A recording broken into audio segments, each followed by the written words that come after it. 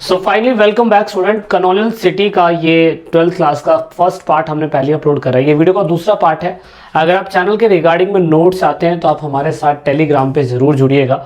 बाकी Instagram, Facebook page और Twitter, वहाँ पे हम स्पेशल अपडेट देते रहते हैं, तो आप उन सभी चीज़ों के साथ भी ज़रूर जुड़ने की कोशिश करिएगा। सो अब इस पार्ट के अंदर हम थोड़ा सा आगे बढ़ने की कोशिश कर रहे हैं। अगर हमने देखा हो तो लास्ट पार्ट में हमने देखा था कि किस तरीके से जो हम, क्योंकि डेवलपमेंट की बात कर रहे हैं जिस समय अंग्रेज लोग आए थे, तो ऐसा नहीं है कि उस टाइम जिस समय मुगल थे तो उस टाइम पीरियड के अंदर आपका क्या कहते हैं डेवलपमेंट नहीं हुआ होगा। उस टाइम पीरियड पे हमने देखा था कि बहुत सारे मॉन्यूमेंट्स बने थे, बहुत सारे ऐसे अच्छे अच्छे आर्किटेक्चरल चीज़ें बनी थी जो कहीं ना कहीं अंग्रेजों से भी बहुत ज़्यादा, मैं कह सकता हूँ, सुप्रीमियम लेवल पे थी। यानी कि 18th century old town went into decline and new town developed. यानी कि अगर हम देखें तो 18th सेंचुरी के टाइम पीरियड के अंदर, जिस टाइम पीरियड पे मुगलों की सत्ता खत्म हो गई थी, 1857 के अंदर मुगल पूरी तरीके से जा चुके थे। रेवोल्यूशन हुआ था और उस रेवोल्यूशन के बाद अंग्रेजों ने पूरी तरीके से, रेवोल्यूशन का रिवॉल्ट हुआ था और रिवॉल्ट के बाद अंग्रेजों ने बैटल ऑफ प्लासी और बैटल ऑफ ये जो मंगल पांडे वाला है, उस रिवॉल्ट के बाद पूरे के पूरे बंगाल को कैप्चर करते हुए चले गए।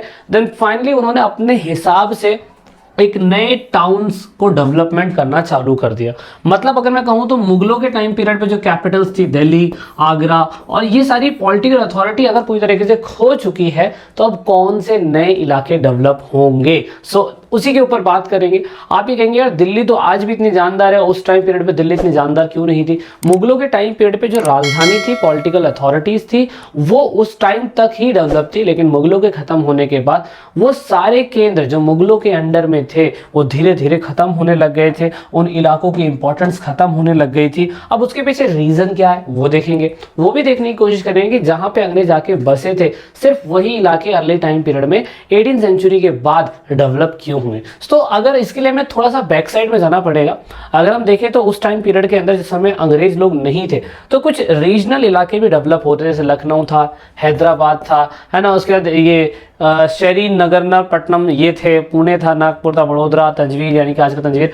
लेकिन जिस टाइम पीरियड पे मुगल शासक थे उस टाइम पीरियड पे सेंटर्स जहां जहां होंगे, पॉलिटिकल सेंटर्स, तो ऑफकोर्स उधर होगा, लेकिन दूसरे और इलाकों के अंदर अगर आप देखें तो उनकी अंडरटेकिंग में रहने वाले जितने भी राजा थे, जितने भी देसी रियासतें थे, वो भी कहीं ना कहीं अच्छी तरीके से डेवलप हो रहे होंगे।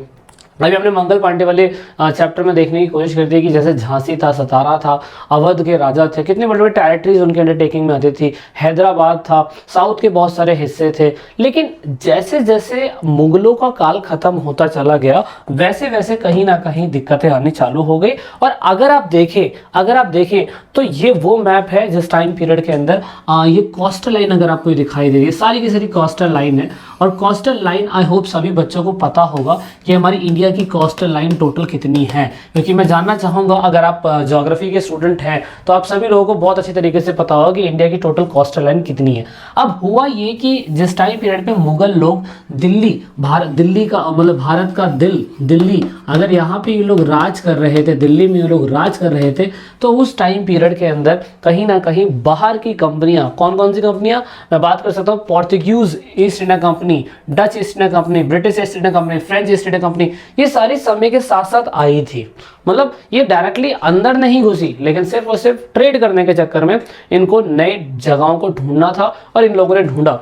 अब बहुत से लोगों को लगता है कि शायद से ब्रिटिशर्स ही भारत के अंदर आए थे, ऐसा बिल्कुल भी नहीं है। यूपीएससी के अंदर एक बार, पीसीएस के अंदर एक बार क्वेश्चन पूछ लिया था कि आप ये बताइए कि सिर्फ ईस्ट इंडिया कंपनी आई थी या और कंपनी आई थी। वो कंपनी आई थी तो उनको सीक्वेंस से बताइए कि कौन कौन पहले आया था, कौन उसके बाद में, कौन, मतलब क्रोनोलॉजिकल ऑर्डर होता है ना, उसके हिसाब से। तो यहाँ पे अगर आप देखें तो पणजी के अंदर 1510 के अंदर पोर्तुगीज आए थे, डच उसके बाद आए थे 1605 में, ब्रिटिश आए थे 1639 में और उसके बाद एंड में आए थे 1673 में जाके आपके फ्रेंच। तो ये सारी कंपनीज थी, सबकी सब कंपनीज थी। और आपको पता है कि कंपनी जब भी जहाज लेके आएगी ना तो कोस्टल लाइन के आसपास आके ही बसेगी, वो डायरेक्टली अंदर हिस्सों में नहीं जा सकती। अंदर हिस्सों में राजा राज कर रहे हैं, कहीं मराठा राज कर रहे हैं, कहीं राजपूत राज कर रहे हैं, कहीं डेक्कन के लोग राज कर रहे हैं। अगर अंदर चले जाएंगे तो सिंपल सी बात है, उनको मार के भगा दिया जाएगा। पहले धीरे धीरे इस सिस्टम को समझ रहे थे।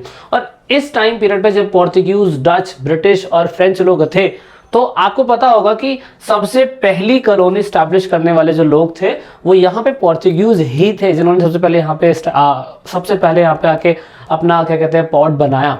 अब यहाँ पे ये भी आपस में लड़ते हैं, लेकिन ये एनसीईआरटी बुक में नहीं बताया गया इतना सारा डीपली, बहुत सारे इतिहास है वो नहीं बताया जा सकता, ये आपस में लड़ेंगे ये लोग भी। लेकिन यहाँ पे आप देखेंगे कि सारे के सारे लोग अपने जहाज लेके बंदरगाहों के कोने कोने के हिस्से में ये लोग अपना राज करना स्टार्ट कर देते हैं और कंपनी धीरे धीरे यहाँ के लोगों से अच्छा रिलेशन बनाना स्टार्ट कर देती है। इसीलिए अगर हम कहें कि 18वीं सेंचुरी के एंड तक आते आते लोगों ने ये जो लैंड बाउंड्रीज है, जमीन वाले हिस्से हैं, इधर के हिस्सों में ट्रेड ना करते हुए लैंड बेस्ड एम्पायर खत्म हो गया और यहाँ पे सी बेस्ड यूरोपियन एम्पायर बढ़ने लग गया। क्यों? क्योंकि वो लोग अंदर नहीं घुसे थे, सिर्फ वो इधर के इलाकों में, कोस्टल लाइन के आसपास के इलाकों में, ये इधर के इलाकों में आपको पता होगा कि अगर क्या कहते हैं ये लोग मद्रास में आके बसे थे, तो उसके बाद ये लोग कलकत्ता भी चले गए थे कि कोस्टल लाइन वाला हिस्सा है। कोस्टल लाइन वाला हिस्सा फिर आपको पता होगा कि मैंने पहले ही बताया था कैसे एक व्यक्ति आए थे, वो फरमान लेके आए थे औरंगजेब से और उन्होंने कहा था कि ठीक है आप बंगाल में जाके फैक्ट्री खोल सकते हैं। क्यों? कोस्टल लाइन वाला हिस्सा है, ज्यादा दिक्कत होगी तो तुरंत जहाज उठाएंगे और निकल जाएंगे अपना लंदन। इसीलिए यहाँ पे कोस्टल लाइन के हिस्से पे इन लोगों ने कैप्चर करना चालू करा। अब धीरे धीरे जैसे जैसे मुगलों का पतन होने लग गया तो उसके बाद आप देखोगे कि नई इमारतें, नई सिटीज, नए टाउन बसने चालू हुए। कहाँ बसेंगे? ऑफकोर्स ये वहीं जाके बसेंगे जहाँ पे अंग्रेज लोग कोस्टल लाइन पे आके बसे। तो मद्रास था, कलकत्ता था, बॉम्बे था। ये आज के अगर आप देखें तो इसको आज को मुंबई बोलते हैं, कोलकाता बोलते हैं, चेन्नई बोलते हैं। इस टाइम पीरियड पे इसे बोला जाता है ये। लेकिन जब अंग्रेज लोग आए थे तो यहीं के इलाके सबसे ज्यादा डेवलप होंगे, क्योंकि अब अंग्रेज अब धीरे धीरे अपनी स्ट्रैटेजी के हिसाब से काम करेंगे। अब यहाँ पे क्वेश्चन यही आता है कि जिस समय इन लोगों ने इन तीन इलाकों को कैप्चर करके अब इन लोगों ने यहाँ के इलाकों को रिकॉर्ड्स रखना स्टार्ट क्यों करा? अंग्रेज ही थे सबसे पहले जिन्होंने रिकॉर्ड्स रखना स्टार्ट करा। तो मैं अगर ये कहूँ कि तीनों इलाके जहाँ पे उपनिवेशिक शहर इन्हें बसाने थे, कॉलोनियल सिटीज इन लोगों को बसाना था, इन लोगों को रिकॉर्ड्स रखना बहुत ज्यादा जरूरी था। जितना भी छोटे छोटा लैंडमार्क ये लोग कवर करते थे, अंग्रेज लोग सोचते थे कि जितना भी हमारे पास इलाका होगा, अगर हम उस इलाके की नॉलेज मैपिंग करके, प्लॉटिंग करके सही तरीके से रखेंगे तो हम उस रीजन के ऊपर बेटर कंट्रोल कर पाएंगे। सबसे इंपॉर्टेंट काम, इसलिए everything, each and everything in लोगों ने रिकॉर्ड्स को रखना स्टार्ट करा। जैसे जैसे इन लोगों ने अपने टेरिटरीज को कैप्चर करते चले गए, वैसे वैसे इन लोगों ने वहां के इलाकों की मैपिंग करी और वहां के इलाकों के रिकॉर्ड्स रखने चालू कर दिए। अब यहाँ पे दूसरी कंपनियों से तो ये लोग लड़ेंगे, ब्रिटेन के लोग दूसरी कंपनी से लड़ेंगे, वो क्लास 12 में मेंशन नहीं है। लेकिन मैं आपको बस ये बताना चाहता हूँ कि इनका डेटा रखने का मेन मकसद यही था कि ये स्टैटिकली डेटा रखना चाहते थे, ये देखना चाहते थे कि कहाँ पे कितने टाइप के लोग रहते हैं। और अगर ये कहा जाए तो ये गलत नहीं होगा कि ये जानना चाहते थे वहाँ के लैंडमार्क्स को, वहाँ की टोपोग्राफी को, कहाँ से टैक्स लिया जा सकता है, कहाँ पे ज़्यादा चीज़ें उगाई जा सकती है, कहाँ पे किस टाइप का एरिया है, कहाँ पे किस टाइप की मिट्टी है। क्योंकि जितना भी इलाका है कैप्चर करते थे उस चीज को ऑर्गेनाइज तरीके से मैनेज करके ये देखना चाहते थे कि वो इलाका कहाँ पे कैसा है। इसीलिए इन लोगों ने इंफॉर्मेशन इकट्ठा करी, इन लोगों ने देखा झरने कितने हैं, रिवर्स कितने हैं, यहाँ पे वेजिटेशन कहता है। इंपॉर्टेंट प्लानिंग स्ट्रक्चर बनाने के लिए इनके लिए फायदा रहेगा। अगर मान लो कोई दूसरा बंदा भी इनको हमला करने आ रहा है तो इनको वहां के इलाकों को कैसे बचाना है। दैट इज वाई अंग्रेजों ने जब जिन इलाकों को, कोस्टल लाइन इलाकों को कैप्चर करा या अपनी कंपनी खोली या उन इलाकों को जीतने की कोशिश करी, तो उसके बाद इन लोगों ने कहीं ना कहीं वहां की सबसे पहले मैपिंग करने स्टार्ट करी, रिकॉर्ड्स रखने स्टार्ट करे। और यही रिकॉर्ड्स आज की डेट में ब्रिटिश ऑफिसर, ब्रिटिश पार्लियामेंट के अंदर अगर आप देखोगे सारे रिकॉर्ड्स आज भी हैं। इससे पहले हमारे पे मुगलों के रिकॉर्ड्स मिलते हैं, लेकिन उन रिकॉर्ड्सों में भी कुछ धांधलीबाजी हो सकती है और यहाँ के रिकॉर्ड्स में भी कुछ धांधलीबाजी हो सकती है। लेकिन इतना है कि हमारे को रिटर्न सबूत मिल जाता है इतने पास टाइम पीरियड पे और अंग्रेजों की वजह से। अब अंग्रेज लोगों ने एक और सिस्टम बनाना स्टार्ट करा। अंग्रेज लोगों को सफाई मैं कह सकता हूँ थोड़ी बहुत पसंद होगी, इसलिए लोग क्या करते थे कि वहाँ पे म्युनिसिपैलिटी कोऑपरेशन रखते थे और इनका मेन काम ये होता था कि जिन भी टेरिटरीज को ये लोग कैप्चर कर लिया करते थे, जैसे मैंने मद्रास, चेन्नई और कोलकाता की बात करी, वहाँ पे एक तरीके का म्युनिसिपल कॉर्पोरेशन सेटअप कर देते थे ये लोग। म्युनिसिपल कॉर्पोरेशन सेटअप करने का मतलब ये होता है कि वहाँ की इनिशियल सर्विस जैसे कि सफाई को लेके, वाटर सप्लाई को लेके, सीवरेज को लेके, बिल्डिंग्स की मेंटेनेंस को लेके, पब्लिक हेल्थ को लेके, इन सारी चीजों के लिए वो लोग वहाँ काम करना स्टार्ट कर रहे थे धीरे धीरे करके। जिसके लिए इन्होंने क्या करा, जिसके लिए उन्होंने टैक्स का सिस्टम स्टार्ट करा कि अगर हम लोग ये सारे काम करेंगे इन इलाकों के अंदर तो वहां की लोकल जनता से टैक्स जो होगा वो लिया जाएगा। और ये सारे के सारे रिकॉर्ड्स धीरे धीरे करके म्युनिसिपैलिटी या म्युनिसिपल कॉर्पोरेशन रूम के अंदर मेंटेन करने लग गए। मतलब बेसिकली इनको ये जानना था कि जिस भी इलाके को कैप्चर कर रहे हैं वहां पे कितने लोग रहते हैं, कितने बीमार लोग हैं, कितने हॉस्पिटल्स है, कितने तालाब है, कितने स्कूल है। सारी चीजों की जब इनके पास नॉलेज हो जाएगी तो ये बेटर तरीके से आने वाली कोई भी चीज जो होगी, मतलब कुछ भी इंप्लीमेंटेशन ये लोग करना चाहते हैं तो वो उस हिसाब से इंप्लीमेंटेशन कर सकते हैं। इन्हें एग्जैक्टली पता होना चाहिए कि यहाँ पे कितने लोग हैं, कितनी गंदगी फैल रही है, कितनी बीमारी फैल रही है, कौन सी बीमारी फैल रही है, everything they want to know. और इसीलिए ये सारे रिकॉर्ड्स इन लोगों ने रखने स्टार्ट करे। और यहाँ पे अगर आप देखें तो फिर इन्हीं की वजह से हमारे भारत में सबसे पहले सेंसस जो था, सेंसस अगर आपको पता हो पूरी इंडिया के अंदर इससे पहले कभी कोई सेंसस रिकॉर्ड नहीं हुआ। सेंसस का मतलब ये होता है कि इनसे ये पता चलाया जा सकता है कि हर 10 साल के अंदर कितनी आबादी किसी इलाके में बढ़ रही है। अगर आबादी बढ़ रही है तो सोर्स का रिक्वायरमेंट होगा, चीज़ों का रिक्वायरमेंट होगा, उन्हें और चीज़ें मंगाने की या खरीदने की या बनाने की ज़रूरत होगी। इसीलिए सेंसस रिकॉर्ड का फ़ायदा हमें ये हुआ कि जिस टाइम पीरियड पे अर्बनाइजेशन हो रहा था, औद्योगिकरण हो रहा था, तो उस समय ये भी पता लगना ज़रूरी है किसी इलाके में कितनी जनसंख्या बढ़ रही है या घट रही है ना। अब दूसरी बात ये थी कि जब ये रिकॉर्ड्स रखते होंगे, जब लोग रिकॉर्ड्स रखते होंगे, तो रिकॉर्ड्स रखने में मैं कह सकता हूँ कि ज़रूरी नहीं है कि वो सारी चीज़ों का रिकॉर्ड्स रखें। तो इसीलिए ऐसा बोला जाता है कि रिकॉर्ड्स में कुछ चीज़ें छुपाई भी जा सकती है और कुछ चीज़ें रखी भी जा सकती है। अब यहाँ पे इसीलिए हमारे इंडिया के अंदर अगर आप देखें तो सर्वे इंडिया एस्टैब्लिशमेंट अंग्रेजों के द्वारा ही हुआ था 1878 के अंदर, 78 के अंदर। और ये टाइम पीरियड वो था जिस टाइम पीरियड पे हमने रिकॉर्ड्स को रखना ऑफिशियली बेस पे स्टार्ट कर दिया। आर्कियोलॉजी सर्वे इन्होंने बनाया, ये आपका क्या कहते हैं, जो एस्टैब्लिशमेंट ऑफ क्या कहते हैं सर्वे का है, जो स्पेशली इंडिया का सारा सर्वे कंडक्ट करेगा। यहाँ पे अंग्रेजों को पूरी तरीके से फायदा था, इसीलिए ऐसी चीज़ों का एस्टैब्लिशमेंट कर रहे थे। तो यहाँ पे मैप के अंदर हम कह सकते हैं या मैपिंग के अंदर कह सकते हैं या रिकॉर्ड्स के अंदर हम ये कह सकते हैं कि अंग्रेजों ने शायद से वो चीज़ें भी छुपाई होंगी जो उनके लिए यूजफुल नहीं है, सिर्फ भी वही चीज़ों को रखते होंगे जिससे ये जहाँ पे ज़्यादा टेक्सों को ले सके, रिवील कर सके। इसीलिए मैं कह सकता हूँ कि अंग्रेजों का जो डेटा होगा वो कहीं ना कहीं बायस तो नहीं होगा, है ना, क्योंकि अंग्रेज शासक जो होंगे वो पूरी तरीके से उन्हीं चीज़ों की कैलकुलेशन रखेंगे, उन्हीं इलाकों की मेंटेनेंस रखेंगे, उन्हीं इलाकों की सही तरीके से मैपिंग कर पाएंगे जिसका उन्हें फ़ायदा होना है। इसीलिए अगर आप देखें तो मद्रास, कोलकाता और साथ में बंगाल, इन इलाकों का अच्छा क्लासिफिकेशन अंग्रेजों के पास हमारे को डेटा मिला है। इसलिए हम लोग कह सकते हैं कि इन इलाकों का हमारे को 18वीं शताब्दी के रिकॉर्ड्स मिलते हैं। कुछ लोकल लैंग्वेज में भी रिकॉर्ड्स थे लेकिन इतने सही तरीके से नहीं थे जो अंग्रेजों ने उस टाइम पीरियड पर रखे होंगे। अब यहाँ पे नक्शों के अंदर बहुत सारी चीज़ें छुपाई भी जाती होंगी और सर्वे के अंदर बहुत सारी चीज़ें रखी भी जाती होंगी। छुपाने का मतलब ये होता होगा, मान लीजिए कोई सर्वे कंडक्ट करने जा रहा है तो कोई बंदा क्या कहते हैं, ये बोलना चाहता है कि मैं व्यापारी भी हूँ और जब मेरे को व्यापार का मेरा काम नहीं करता है तो मैं मजदूर भी बन जाता हूँ। तो होता है ना, सर्वे करने के लिए आपके घर पे ऑफिसर आता है, आपसे पूछाता है कितनी बीवियां हैं, कितने बच्चे हैं, कौन सा काम करते हो, घर में कूलर है कि नहीं, गाड़ी है कि नहीं, ये है कि नहीं, वो है कि नहीं।